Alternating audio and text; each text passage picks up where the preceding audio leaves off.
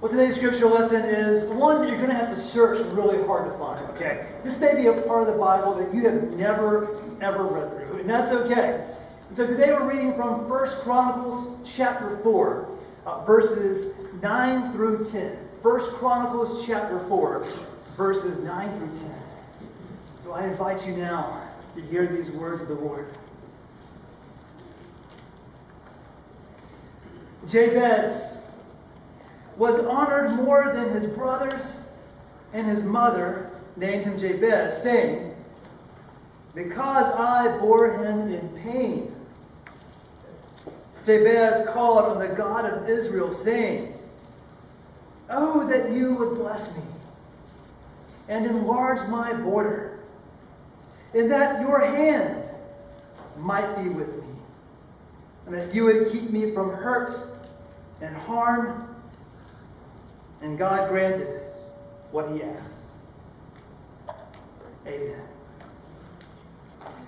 When I was in high school, in the late 90s, there was a very famous band that had hits on the radio for like 5 years straight. This band was an innocent Canadian pop band. They had really funny, witty songs. And my girlfriend at the time and I, we really enjoyed this band. And so what we did was we bought tickets to go see them in concert. It was a Friday night at the Dean E. Smith Center in Chapel Hill. I mean, what could be better? The Dean E. Smith Center and your favorite pop band, right? And so we buy these tickets, and the only thing left for me to do is to tell my parents that my girlfriend and I are going to see this band.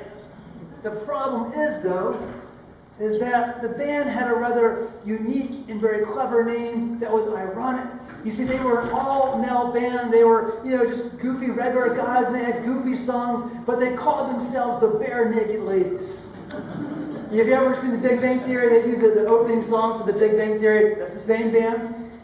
So I realized it might be an issue going to my mother and saying to her, "Hey, my girlfriend and I are going to go see the Bare Naked Ladies on Friday night." I suspected that did not go over well with my mother, who was a teacher for 30 years and taught Sunday school for even longer. She said to me, "Russ, how could you dare take your girlfriend to see the Bare Naked Ladies?" Now, she didn't know who they were, but the name in and of itself meant that we were definitely not going to go. So I took my plea to a higher authority. I took it to my dad. I said, "Dad, my girlfriend and I, we love this band. We're going to go see them on Friday. It sounds good. They're called the Bare Naked Ladies." Yeah. He caught on to that real quick, and needless to say, I did not go see that band with my girlfriend. Yeah. But I still listen to them today. I love the Bare Naked Ladies. It sounds weird to say. But this morning, or not this morning, but rather this week, I was on a jog.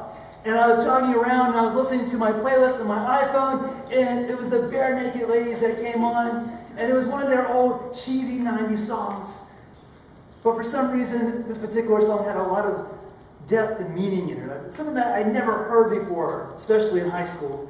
It was a song about, and it painted this picture of a young boy, and it was around dusk, or maybe that the sun has just gone down and it's mostly dark, and he's running around in his yard.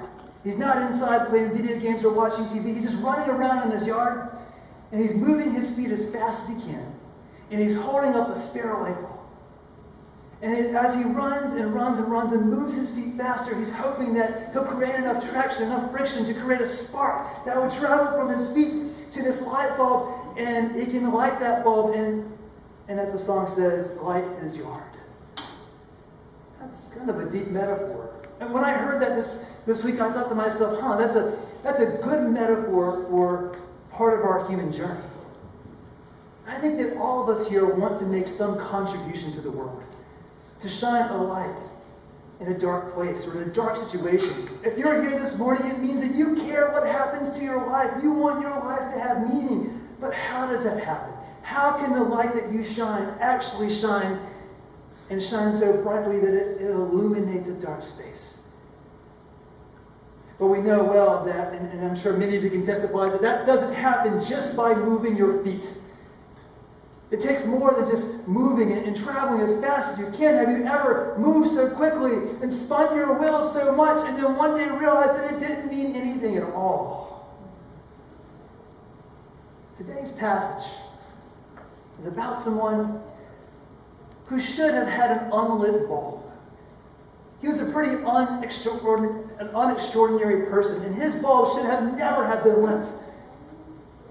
Now, let me tell you, if you want a gold star from St. Peter when you get to heaven, I dare you to read 1 Chronicles 1 through 9 in one sitting. You can't do it. It is tough to do. But if you do, let me just warn you ahead of time that it is like drowning in a sea of unpronounceable names. Now, maybe you can pronounce them, but I sure can't. I mean, it is 9 chapters of names after names after names, just going through a long list. And as you read them, you think, oh, when does it end? And then it doesn't. It doesn't for 9 chapters. And so it's like those people who swim from Cuba to Florida, like only 99% of them can make it. It is like drowning in a sea of names. It is really tough to do. And if we were the kind of church that would haze a new staff person, I would invite Emily up here to read 2 chapters from 1 Chronicles and then just kind of watch her go through it, right? That would be so funny, but we're not going to. But if you were to go through this, the first 250 names, and it begins with Adam, the very first man, and it goes through hundreds, thousands of years of history. The first 250 names just reads like a list, one after another. People you never heard of, the heroes of the faith, one after another. And then, on name number 151, the chronicler stops. He gets to one name and he pauses. It's like he can't help himself. He gets to it and he says, well, I gotta say something here. I mean, I didn't for anyone else, but I just gotta say something about this guy. And after your mouth is dry and your mind is numb from reading all of these names, Jabez presents itself to us like an oasis in the desert. I remember driving through southern Indiana one time for 2.5 hours. I thought I would never see another human soul in my life, and then out of nowhere was a gas station. Jabez presents itself to us like that, a place of spiritual nourishment, an oasis as brief as it is, just 2 verses. But it says about Jabez that his own mother gave him the name Jabez, which means, I bore him in pain. What an unfortunate name for a child. What an unfortunate name. It's as though the mother and father forgot to choose a name, and maybe she went into labor quickly, and then while she's in labor, they say, well, we got to pick a name, and so they start kicking around names. The father throws out a few here and there, and the mother says, well, I got a name, and it's in the 10th hour of labor, and she says, I got a name. What about 10 hours of hell? Because that's what this is.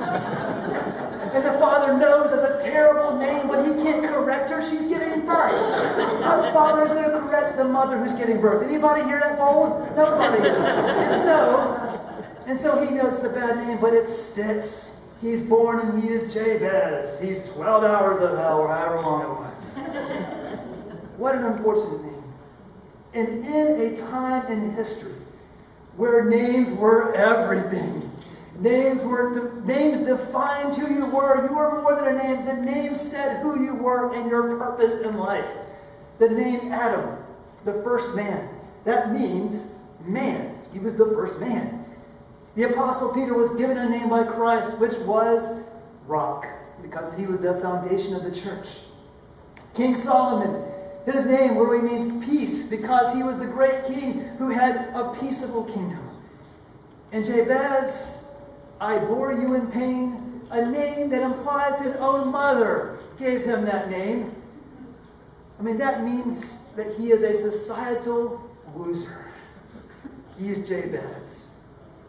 You know, it reminds me of a student that my mother used to have in one of her classes. She was a 4th grade teacher for 30 years. And one of her students, his first name was Doctor. Doctor. Imagine, he might be a doctor today. He would be Doctor today. But it wasn't Dr. D-O-C-T-O-R. It was Dr. T or D-R. Just 2 letters, he was Doctor. But that's not what made his name extraordinary. His name was Doctor, but then he also held the Guinness Book of World Records for the world's longest name. So the first letters were DR, and then it was like hundreds of letters, just random letters after that. And so they set the record with this kid. Presumably, they gave him this name because they wanted their son to lead an extraordinary life. So they gave him an extraordinary name. But Jabez's mother gave him an unextraordinary name. Even worse than that. And so she knew, perhaps at the beginning, that he would live an unextraordinary life. But Jabez, as the author notes, did not live into his name. For the author says he was actually honored above all of his brothers. And the scriptures imply that he had great amounts of land, that God's hand was on him, that he rose above his name. That he rose above, I bore him pain. And how did he do it? Well, this is not a passage about someone who pulled himself up by his bootstraps and made a name for his own self. On the contrary, this is a story about a man who fully relied on God and said, Lord, I can only do this with your help. And he had a prayer. A pretty famous prayer.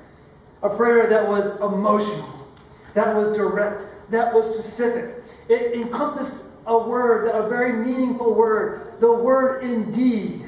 When you read the word indeed in the Old Testament, think to yourself 4 or 5 exclamation points. It is a passionate word. When you hear the word indeed, it is not indeed, it is indeed God.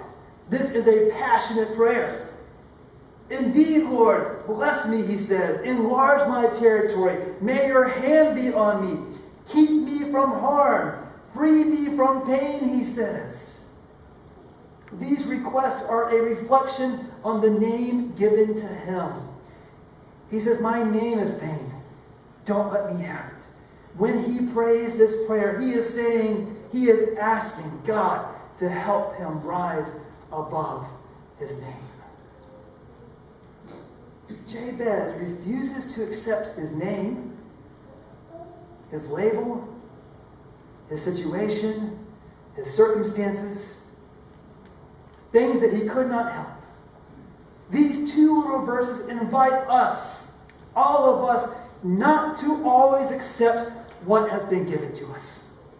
Whatever name or label or situation you are in, you don't have to accept it sometimes. It's okay to say, no, God, help me to rise above this. In the Gospel of Matthew, Christ says, if you ask, it shall be given unto you. James says, he says, if you don't have the blessings, maybe it means that you haven't asked for them yet. I think too often we are too accepting of societal norms and labels and circumstances, and yes, even our names. This week, we've heard a lot about Hurricane Harvey and the mess that this storm has created. But I think there's been some unintentional, indirect good that has come from this storm. And I say that to mean that I think that God has brought out some good from this storm. I don't know if you noticed, but this week in the news, we didn't hear anything about statues, division, tweets, violent extremists, partisan bickering.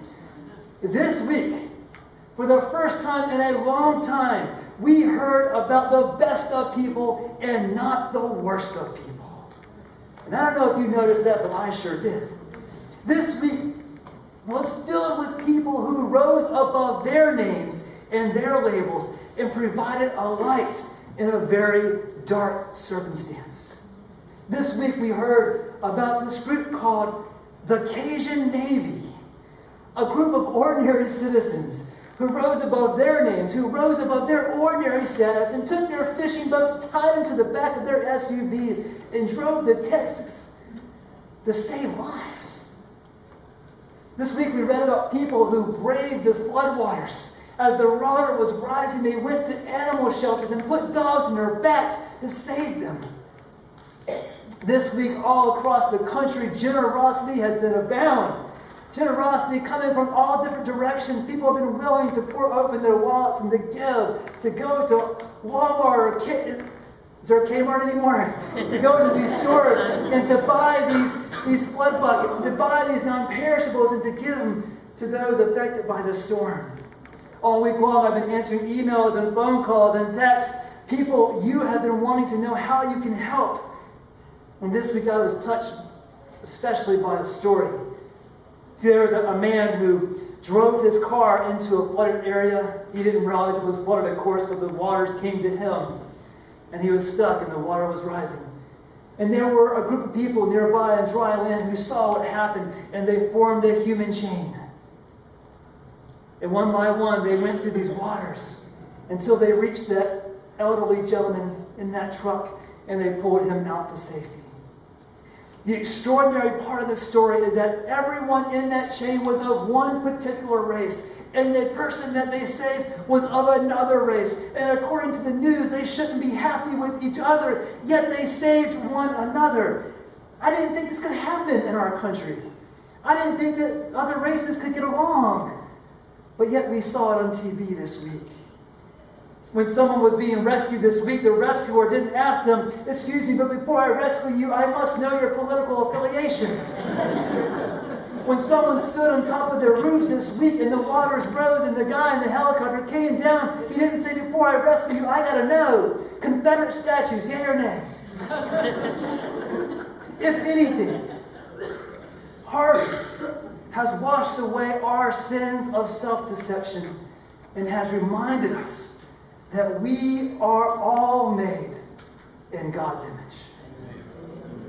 This week made me wonder if maybe humanity has the capacity to light more dark spaces than we are told that we can. In fact, I believe that we can indeed, as Jabez said, indeed, that we can rise above our names, rise above our labels, rise above our circumstances, and light the dark spaces that are around us. But to do so, we need a spark. And as the bare naked ladies teach us, it doesn't come from spinning your wheels as fastly as you can. The spark, Jabez tells us, comes from God. And so my challenge for you this week is this.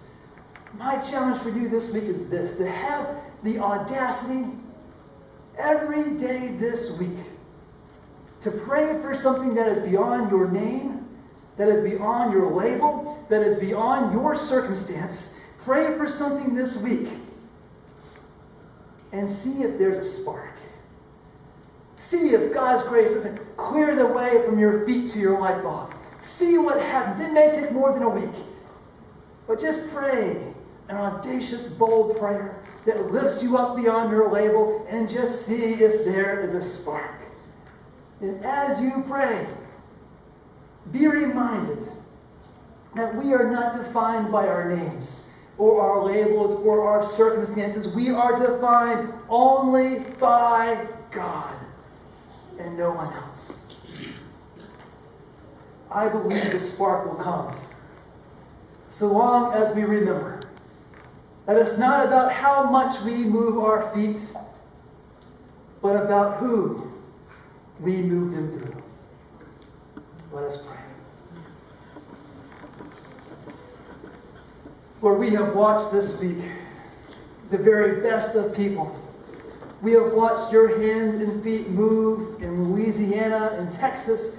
We have watched your hands and feet moved in floodwaters, in rescue helicopters, in pontoon boats. We have watched your hands and feet move the outpouring of donations given to those in need.